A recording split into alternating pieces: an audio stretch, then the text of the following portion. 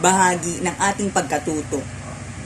Ano man ang ating naging karanasan, hindi natin ito dapat na panghinayangan kahit pa ito'y nakakatawa, nakakalungkot, napakasakit o minsay naranasan natin ang mapahiya. Sapagkat ang mga ito'y nagbibigay rin sa atin ng gabay para tayo ay matuto at patuloy natin harapin ng maayos ang ating buhay.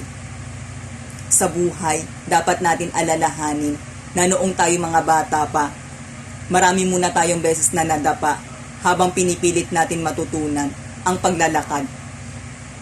Bago tayo natutong gumamit ng kutsara at tinidor, marami muna tayong beses na nagkalat sa pagkainan at ang ating mukhay laging madungis.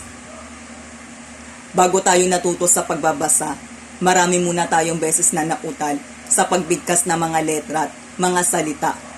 Gayon din sa pagsusulat. Bago tayo natuto sa pagsusulat, marami muna tayong mga papel na napunit. At marami tayong mga lapis na nabakli. Gayon din sa iba pang mga bagay. Ang lahat ng ito'y bago natin ito natutunan, dumaan muna tayo sa maraming kapalpakan. At maraming araw at taon na lumipas bago natin ito ganap na natutunan. Ipinapakita lamang dito na ang lahat ng bagay ay dumadaan sa mahabang proseso bago natin ito ganap na matutunan. Tulad na lamang din sa pag-aaral, tayo nagtsatsaga, naghihintay ng maraming taon bago natin maisip kung ano ang pangarap na ating tatahakin sa buhay. Sa pag-aaral ay natural lang na nararanasan natin ang iba't ibang hirap. At kadalasay, hindi rin natin maiiwasan na tayo mabigo sa mga iba't ibang resulta ng pagsusulit. Subalit ito'y hindi natin dapat na ikahiya. At pinakamali sa lahat, kung dahil lang dito'y hindi na tayo magpapatuloy.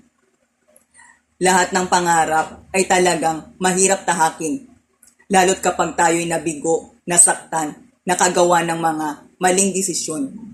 Pero kahit na tayo'y nabigo, nasaktan, nagkamali, ituring pa rin natin na ito isa sa mahalagang bagay na ating naranasan.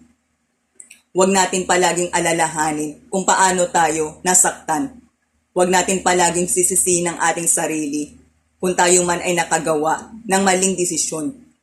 Kundi, ang importanteng dapat natin alalahanin sa lahat ay kung anong ating natutunan mula sa mga bagay na ating naranasan.